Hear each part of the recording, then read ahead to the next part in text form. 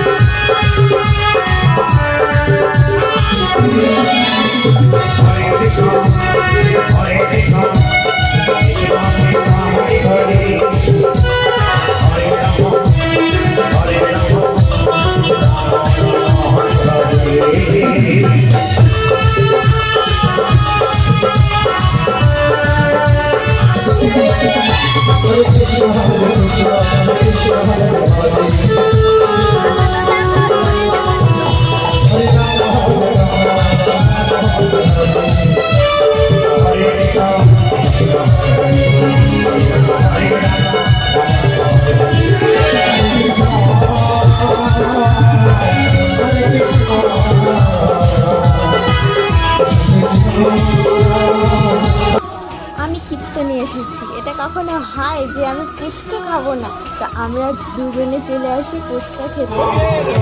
ফুচকা পাপড়ি আমরা খেয়ে আবারও চলে যাই একটু কীর্তন শুনতে।